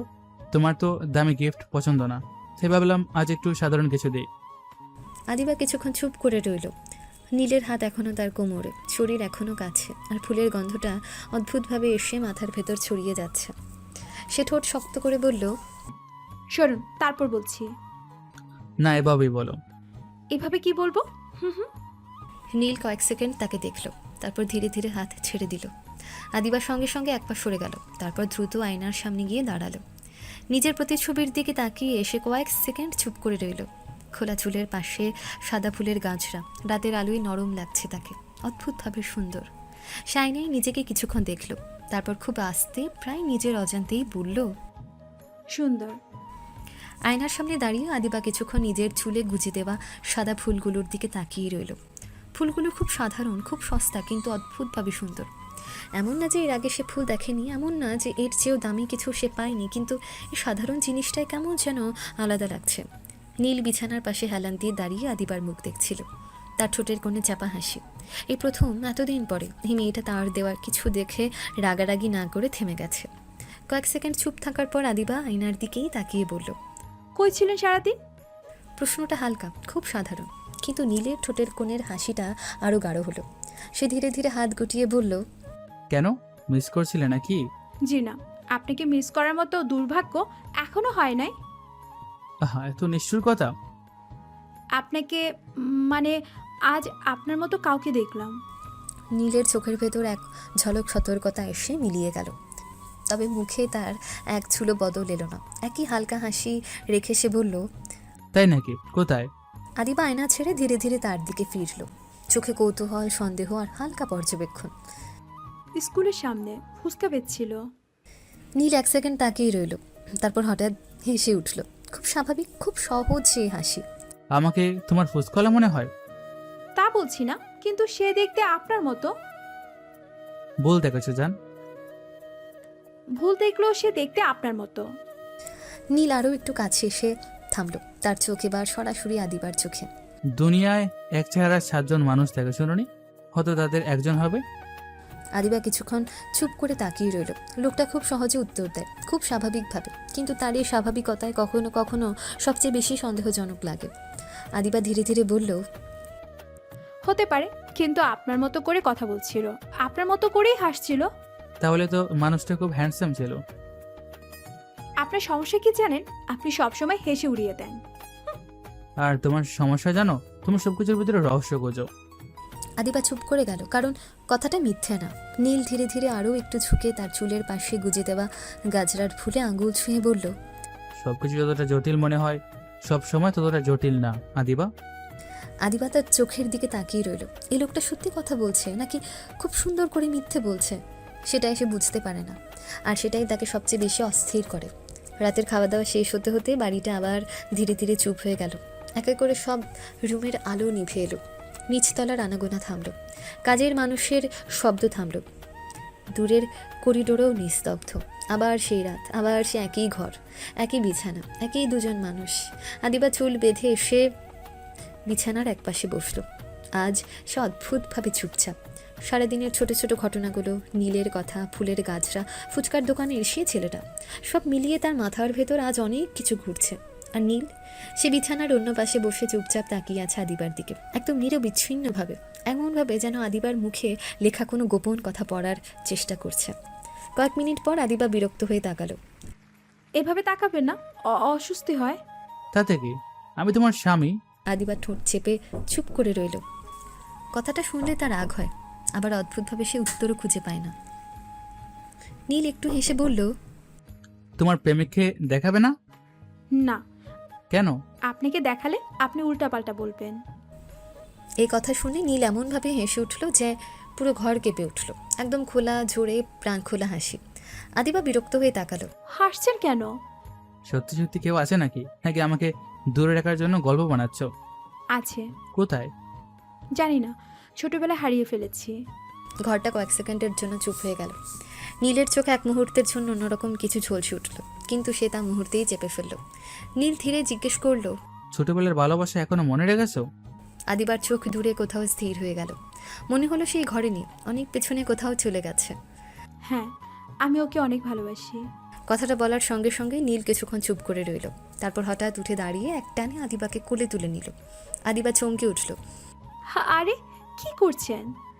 নীল কোনো উত্তর দিল না, তাকে কোলে নিয়ে বিছানার মাঝখানে এনে খুব সাবধানে নামিয়ে দিল। তারপর এক মুহূর্ত দেরি না করে নিচু হয়ে আদিবার ঠোঁটে ঠোঁট ছুঁয়ে দিল, নরম, ধীর, তবুও থামতে না যাওয়া। চুমুটা সরিয়ে তার কপালে কপাল ছিকিয়ে নিচু গলায় বলল, আমিও তোমাকে অনেক ভালোবাসি শোনা। কথাটা বলে আবার তার ঠোঁটে চুমু খেলো। এবার একটু দীর্ঘ, আরও গভীর, আরও থামিয়ে দেওয়া। আদিবা শ্বাস নিতে নিতে ঠোঁট ছড়িয়ে বলল, আমি এখনো তাকে ভালোবাসি। আমার সমস্যা নাই, আমি তবুও তোমাকে ভালোবাসি। তার কণ্ঠ অদ্ভুত শান্তি, না রাগ, না জোর, না বিরক্তি, শুধু এক ধরনের নিশ্চিন্ত স্বীকারোক্তি। তারপর সে আর তর্ক বাড়ালো না, আর কোনো প্রশ্নও করলো না। শুধু ধীরে ধীরে আদিবার সব রাগ, সব বাধা, সব অস্বস্তির ভেতর নিজের কোমল উপস্থিতিটুকু ছড়িয়ে দিতে লাগলো। কপালে, চোখের কোণে, গালে ছোট ছোট শান্ত চুমু, একটা আশ্বাসের মতো, একটা অদ্ভুত নরম ভালোবাসার মতো। আদিবা কয়েকবার কিছু বলতে চেয়েছিল, কিন্তু প্রতিবারই থেমে গেছে, কারণ এই মানুষটা তাকে তর্কে হারায় না, অদ্ভুতভাবে চুপ করিয়ে দেয়। আর সেই রাতের নিস্তব্ধতায় ঝগড়া নয়, রাগ নয়, শুধু নরম, অদ্ভুত, অস্বস্তিকর অথচ অদ্ভুতভাবে শান্ত এক অনুভূতিতে নীল ধীরে ধীরে আদিবাকে ভরিয়ে দিল। কিছুদিন কেটে গেছে, দিনগুলো খুব দ্রুত না, আবার খুব ধীরেও না, কেমন অদ্ভুত এক ছন্দে এগিয়ে যাচ্ছে। এই কদিন অনেক কিছু বদলেছে, বাড়ি, ঘর, মানুষ সব আগের মতোই আছে, কিন্তু আদিবার ভেতরে কোথাও যেন একটা নরম পরিবর্তন শুরু হয়েছে। এখন আর নীলকে দেখলেই আগের মতো রাগে আগুন হয়ে ওঠে না, আগের মতো কথায় কথায় ঝাড়ি দেয় না, চোখ রাঙায়, রাগ দেখায়, ধমক দেয়, কিন্তু সে রাগের ধার আগের মতো আর ততটা তীক্ষ্ণ নেই। নীলও সেটা বুঝে গেছে, খুব ভালো করেই বুঝে। তাই এখন সে আগের চেয়ে নির্লজ্জ, আরও বেশি কাছে আসে, আরও বেশি বিরক্ত করে, কথায় কথায় পেছন থেকে জড়িয়ে ধরে, চুলে মুখ ডুবিয়ে থাকে, অকারণে কপালে চুমু খায়, কখনো হাত ধরে টানে, কখনো ইচ্ছে করেই আদিবার রাগ বাড়ায়। আদিবা এখনও বাধা দেয়, এখনও বলে ছাড়ুন, এখনও বলে দূরে থাকুন, এখনও মুখ গুমরা করে থাকে, কিন্তু আগের মতো আর ধাক্কা দেয় না, আগের মতো আর ঘৃণায় সরে যায় না, বরং অনেক সময় শুধু চুপ করে থাকে, কারণ সে বুঝতে শিখেছে মানুষটার ছোঁয়ায় জোর নেই, আছে শুধু অদ্ভুত এক নরম জেদ। নীলের ভালোবাসাটা বিরক্তিকর, নির্লজ্জ, অসহ্য রকম জেদি, তবুও অদ্ভুতভাবে সত্যি। আর সেই সত্যিটাই ধীরে ধীরে আদিবার ভেতরের দেয়াল নরম করে দিচ্ছে। সে এখন আর ছোটবেলার সে হারিয়ে যাওয়া মানুষটাকে আগের মতো আঁকড়ে ধরে বসে থাকে না। স্মৃতি আছে, মায়া আছে, কিন্তু জীবন্ত স্মৃতি ধরে থেমে থাকে না। একসময় আদিবা নিজে বুঝেছে যে হারিয়ে গেছে সে শুধু স্মৃতি, আর যে পাশে আছে সে বাস্তব। যে কাছে থেকে রাগ সহ্য করে, ঝাড়ি খায় তবুও হাসে, যে প্রতিদিন বিরক্ত করে তবুও দিন শেষে কপালে চুমু দিয়ে ঘুম পাড়ায়, যে জোরে না ভালোবাসায় জায়গা করে নেয়, তাকে হয়তো আর দূরে ঠেলে রাখা যায় না। আর তাই আদিবা চুপচাপে একটা সিদ্ধান্ত নিয়েছে, হারিয়ে যাওয়া কাউকে ভেবে নিজের আজটাকে নষ্ট করবে না। যে কাছে আছে, যে তাকে নিজের মতো করে ভালোবাসছে, সেই হয়তো তার প্রাপ্য। সেদিন রাতেও নীল তাকে জড়িয়ে শুয়ে আছে। ঘর অন্ধকার, শুধু নাইট ল্যাম্পের ম্লান আলো। আদিবা নীলের বুকের উপর মাথা রেখে চুপ করে শুয়ে আছে, নীলের হাত শক্ত করে তাকে জড়িয়ে। কিছুক্ষণ নীরব থাকার পর নীল হঠাৎ নিচু গলায় বলল, আচ্ছা জান, আমি যদি গরিব হই তুমি কি আমাকে মেনে নিবে?